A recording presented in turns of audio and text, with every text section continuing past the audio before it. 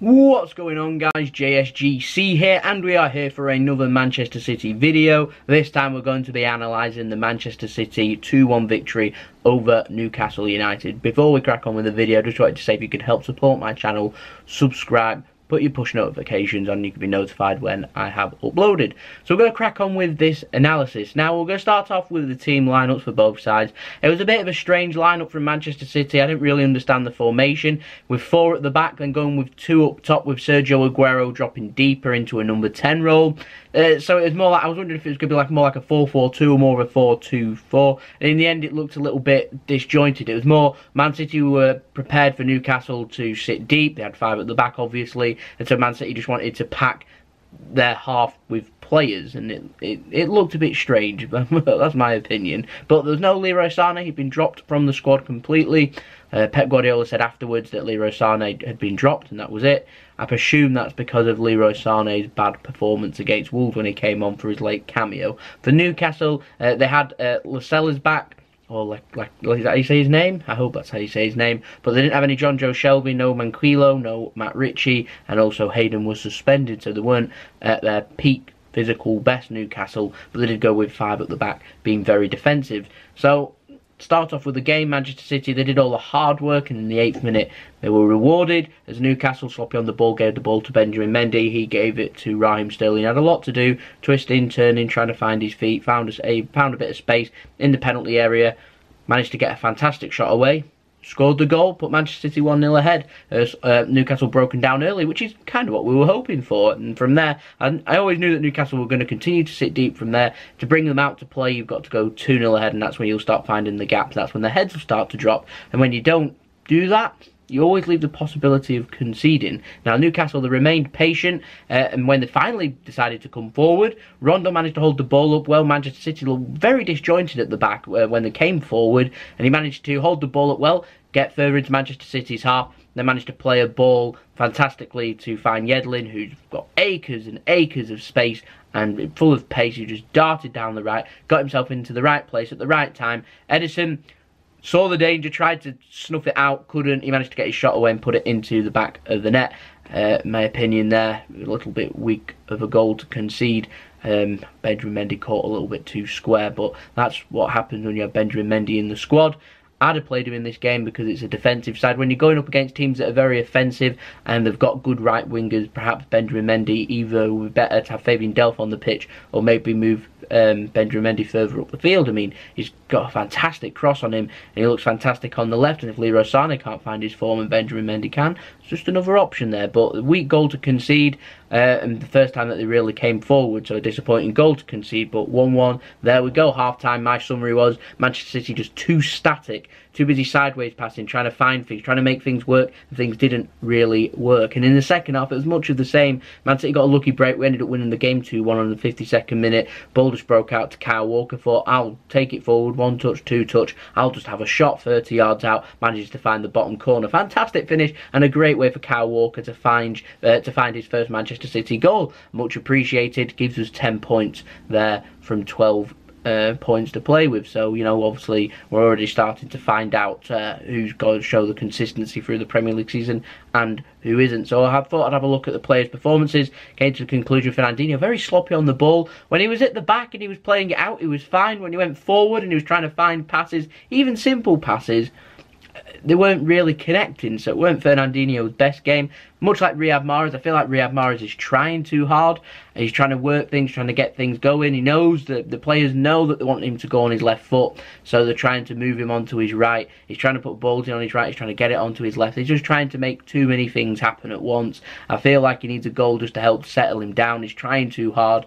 Yeah, having Man City need to play to his strengths when he's on the pitch. We didn't have him taking the free kicks, and he's a very good free kick taker. Aguero and David Silva both did poor free kicks straight into the wall, so it'd be nice to see Riyad Mahrez next time we do have a free kick taking him, because he was a fantastic free kick taker for Leicester. So I feel like Man City need to try and play to his strengths more, rather than he's basically just trying too hard to make things happen. He needs to just settle down and let things happen. If he doesn't score, he doesn't score, and if he does score, he does score. He needs to have a look at what Raheem Sterling does. He's a very patient person, gets 1-2 chances a game, and if he gets an opportunity, he can put it in the net. And Riyad Mahrez is a quality player. Yeah, we're just waiting for him to settle down, settle in, and get settled, find out what he's good at, what he's not. You know, he's not at Leicester, he's not going to be starting every single game after game. You have to earn that at Manchester City. He's got players competing for places. He's got Leroy Sané that can play on the right, even though he's left-footed. He's got Bernardo Silva to compete with. He's got Raheem Sterling to compete with. There's a lot of competition there, so he just needs to, you know, be calm, be patient. Things will happen.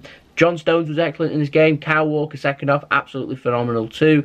I weren't a fan of the formation that we played today. I'd like to have seen us go with a 3 or 5 at the back, however you want to look at it. It was solid against Newcastle. It was solid against Huddersfield, sorry. It helped break them down, and I feel like it helped break down Newcastle in this game too, and instead it ended up looking a little bit disjointed. Plus also when you play with 3 at the back, you end up getting a 5-man midfield, and it also ends up accumulating Aguero and Jesus up front if you want to go with them too. So I'd like to see that more. I'm not too sure what Man City were playing yesterday. Whatever it was, I feel like we maybe got away with that one. But when you're not playing well and you can pick up wins, always good to do that. Newcastle, on the other hand, they're still in a lot of bother. Narrow loss, but another loss is another loss. Defensively, excellent.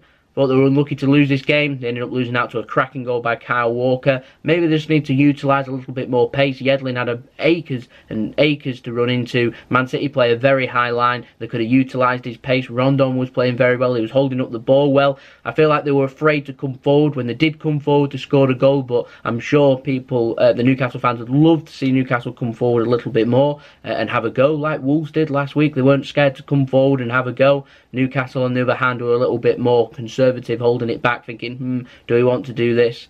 Yeah, that's what I felt from Newcastle. I feel like, you know, if they had a little bit more confidence, maybe if they'd picked up a couple of wins beforehand and going in with a couple of good results, maybe they would have. But there we go. Man City ended up coming out on top. Newcastle, though, what their aim is for the season would probably be to stay up again. That's obviously the aim of most of the clubs in the Premier League.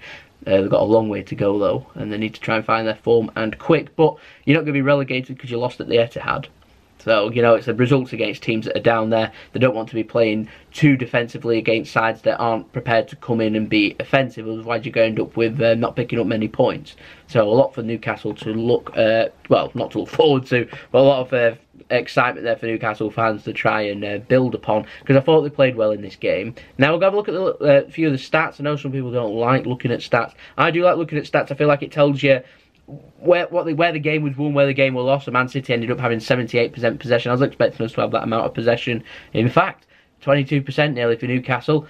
Yeah, that's more than what I was expecting. I was expecting them to have around 17 or 18, so they've ended up, you know, having a little bit more possession than what I was expecting, having a little bit more of the ball. Man City ended up having 24 shots, 8 of them on target. Newcastle with just 3 shots, 2 of them on target, 1 goal. Not a bad ratio compared with Man City's, if I'm honest. In terms of passes, Newcastle ended up having 218 passes. They won't be happy with their pass completion rate at under 63% at 62.8. Man City at just below 90%, making 767 passes, 688 of them coming off.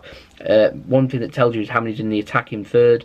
Newcastle ended up connecting half of their passes of 58 passes that it had in the attacking third. Man City ended up having 260 passes in the attacking third. 15 key passes to Newcastle's 2. City ended up creating 3 clear-cut chances to Newcastle's 1. Like I said, they created 1 decent opportunity and they put it away, and they were scared to come forward. Man City ended up putting 23 crosses in, Newcastle only putting in 4. City had more dribbles, more corners, more offsides, more recoveries. As you'd expect, the defensive stats completely dominated by Newcastle. Tackles, interceptions, blocks, clearances, headed clearances, aerial duels, etc, etc. Like I said, defensively I thought they were solid. It took a brilliant goal from Sterling and Walker to break them down. They got a lot of confidence going in against other clubs in the top 6.